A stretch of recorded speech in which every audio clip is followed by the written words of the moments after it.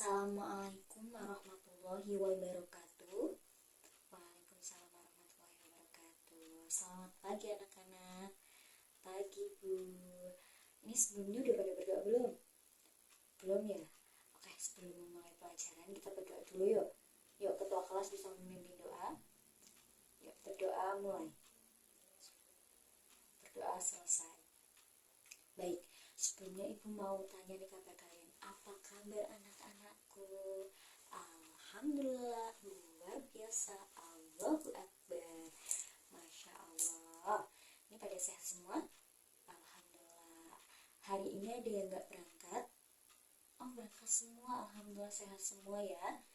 Oke, sebelum memulai pelajaran, Ibu mau tahu nih semangat kalian.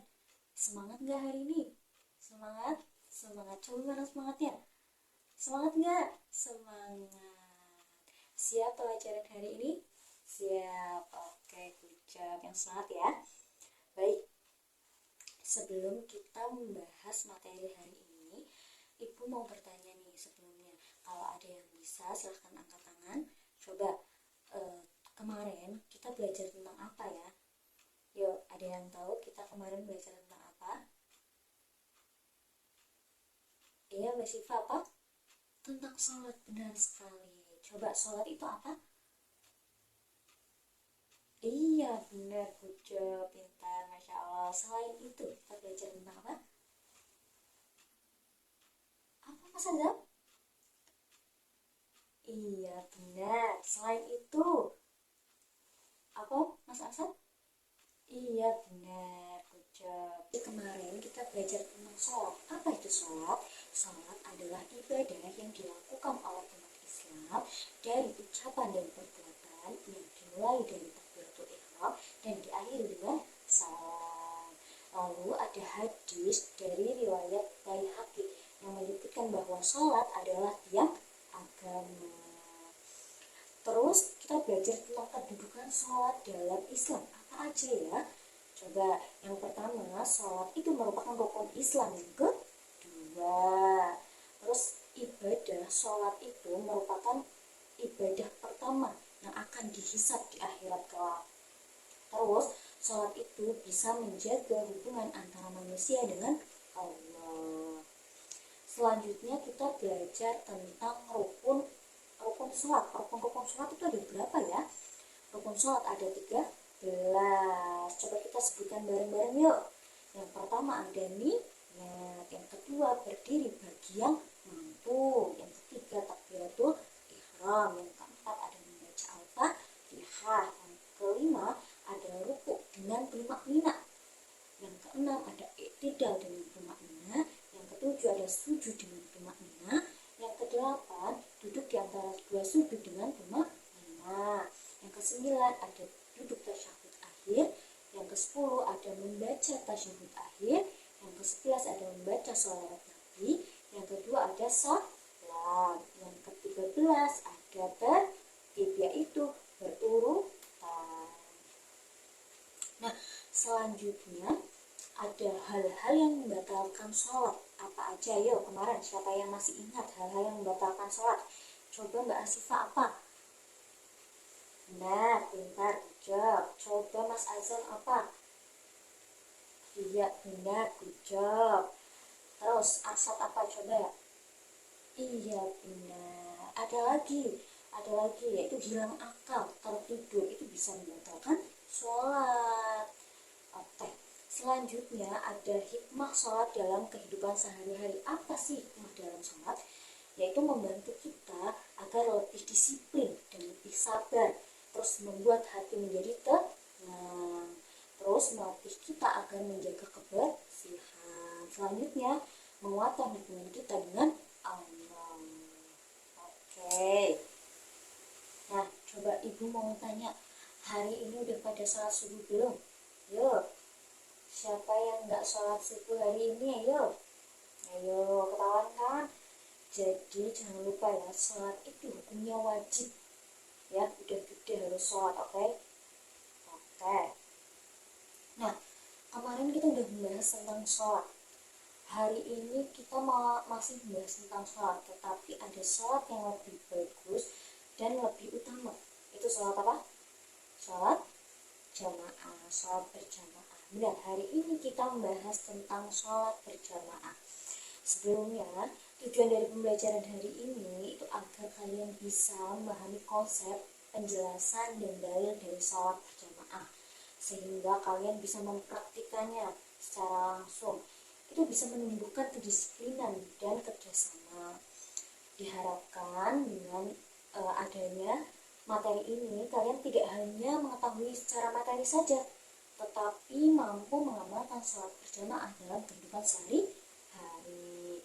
Itu adalah sebagai bentuk ketaatan kepada Allah dan dapat membangun persaudaraan sesama umat manusia.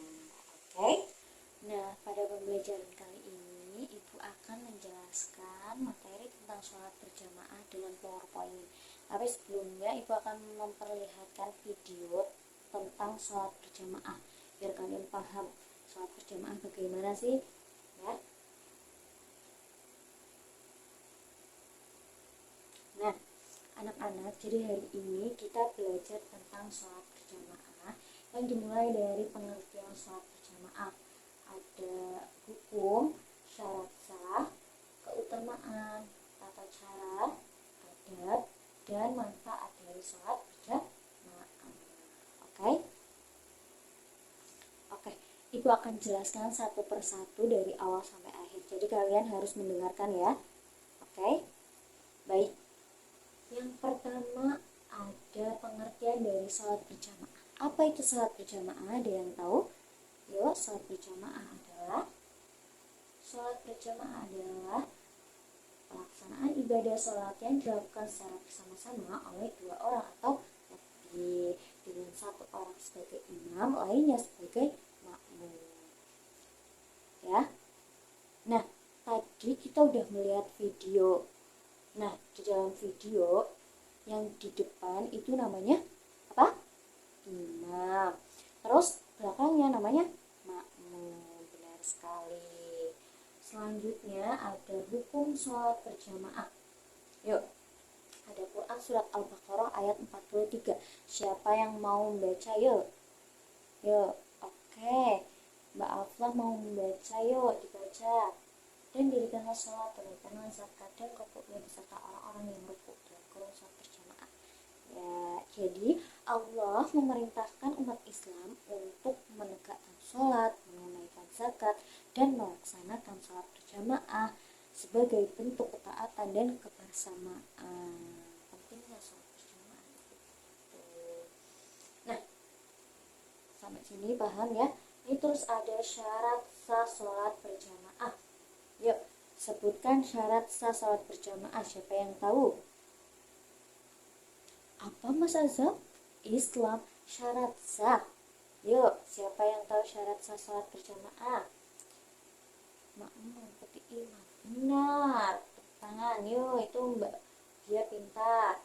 Nah, salah satu ada syarat sah sholat berjamaah adalah niat berjamaah, imam dan makmum dalam satu tempat. Terus mengikuti gerakan imam. Terus makmum tidak mendahului imam. Terus imam memenuhi syarat sebagai imam. Nah, selanjutnya, mengapa sholat berjamaah penting bagi kita? Ada yang tahu kenapa sholat berjamaah penting? Apa? Nah, itu salah satu, itu ada di keutamaan sholat berjamaah. Apa aja?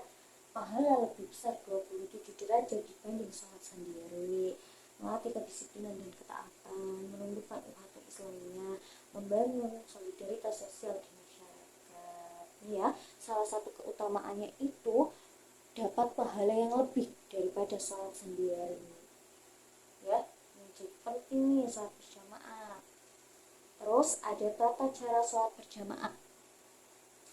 Imam berdiri di depan, makmum di belakang.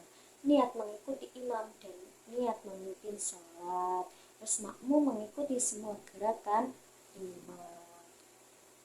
Paham ya itu ya? Tadi contoh dari video, kalian bisa mengamati ya. Nah, selanjutnya ada adab sholat berjamaah. Datang ke masjid dengan tenang.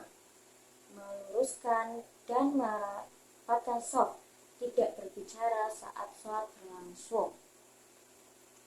Paham? Jadi kalau misal kalian sholat Jumat tuh, kalian kan biasanya bareng-bareng, itu datang ke masjid harus dengan tenang, meluruskan shaf dengan baik, ya. Salah satu adab dari sholat berjamaah. Nah, terakhir ada manfaat atau dampak positif dari sholat berjamaah. Apa aja ya? Ini dapat membentuk karakter, disiplin, dan tanggung jawab, menumbuhkan kebersamaan dan cinta sesama muslim, dan meningkatkan hubungan spiritual Allah dengan sesama manusia. Jadi sholat berjamaah itu penting. Oke, baik, sampai sini kalian paham? Ada yang mau ditanyakan? Oh, nggak ada. Kalau nggak ada yang mau ditanyakan, ibu aja yang mau tanya. Coba siapa yang bisa merangkum pembelajaran hari ini? Yuk, hari ini kita belajar tentang apa ya? Ada yang bisa? Coba angkat tangan. Oh iya, Mbak Bia. Apa Mbak Bia? Kita belajar tentang penafsiran berjamaah, hadis, ada keutamaan. Iya, jadi kurang lebihnya begitu ya. Jadi hari ini kita belajar tentang sholat berjamaah, yaitu sholat yang dilakukan 2 orang atau lebih, yang satu menjadi imam, lainnya menjadi makmum. Terus ada hadis yang menyebutkan pentingnya sholat berjamaah. Adapun syarat dan tata cara pelaksanaan sholat berjamaah agar kalian bisa praktik dengan cara yang benar. Terus ada adab dan sikap yang harus dijaga dalam melaksanakan sholat berjamaah. Nah, pada kesimpulannya apa sih? Sholat berjamaah itu adalah ibadah yang penting dalam membentuk karakter dan memperkuat hubungan sosial umat Islam. Nah, keutamaannya termasuk pahala yang lebih tinggi dibanding sholat sendirian, serta melatih kedisiplinan, kebersamaan, dan kepedulian sosial. Dengan memahami hukum dan tata cara sholat berjamaah, diharapkan umat Islam lebih rutin melaksanakannya, terutama di masjid, untuk menciptakan masyarakat religius dan harmonis. Gitu ya. Oke. Nah, sudah paham? Paham. Setelahnya, Ibu akan mengadakan evaluasi dari pembelajaran hari ini. Ya, coba kalian buka LKS halaman 17. Itu ada latihan soal tentang sholat berjamaah. Kalian bisa mengerjakannya di rumah. Besok pertemuan yang akan datang kita bahas bareng-bareng, oke? Oke. Nah, jangan lupa kalian tetap harus belajar juga ya untuk mempersiapkan materi minggu depan. Kita materi minggu depan belajar tentang apa? Belajar tentang zakat. Nah, minggu depan kita belajar tentang zakat. Jangan lupa belajar ya. Oke? Baik. Nah, sudah. Oke? Oke.